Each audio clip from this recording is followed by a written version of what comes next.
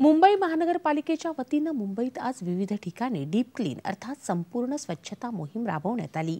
त्या अंतर्गत मुख्यमंत्री एकनाथ शिंदे यांनी वरळी इथल्या डॉक्टर ॲनी बेझंट मार्गावरील डॉक्टर हेडगेवार चौक तसंच वरळीच्या आचार्य अत्रे चौकात भेट देऊन स्वच्छता मोहिमेत सहभाग घेतला।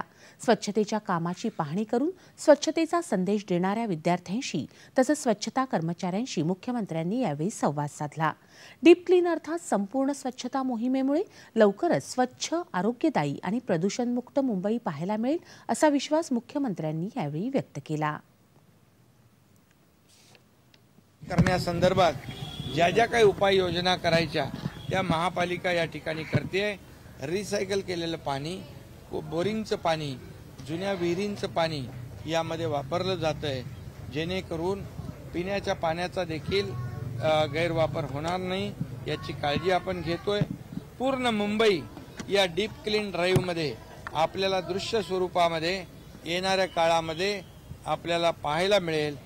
यामध्ये मुंबईकरांचं आरोग्य जे आहे हे सुदृढ राहावं, प्रदूषण मुक्त मुंबई व्हावी, स्वच्छ व्हावी, सुंदर व्हावी, निरोगी व्हावी हे आमचं टार्गेट आहे। पालकमंत्री दीपक केसरकर आणि पर्यटन मंत्री मंगल प्रभात लोढा देखील यावेळी उपस्थित होते। वरळीसह माझगाव, नायगाव इथंही स्वच्छता अभियान राबवण्यात आलं। नागपाडा इथं मुख्यमंत्र्यांच्या हस्ते प्रारंभिक उपचार आणि पुनर्वसन केंद्राचं लोकार्पण करण्यात आलं।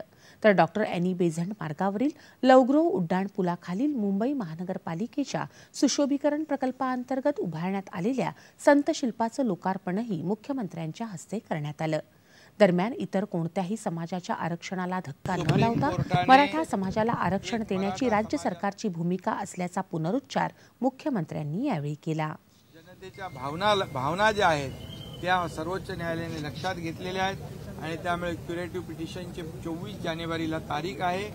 त्यामध्ये जो मागासवर्ग आयोग गठीत केलाय सरकारने त्याच्या माध्यमातून एम्पिरिकल डेटा गोळा करण्याचं काम युद्धपातळीवर सुरू आहे आणि मराठा समाज मागास कसा आहे हे सिद्ध करण्याचं काम मागासवर्ग आयोग करतोय।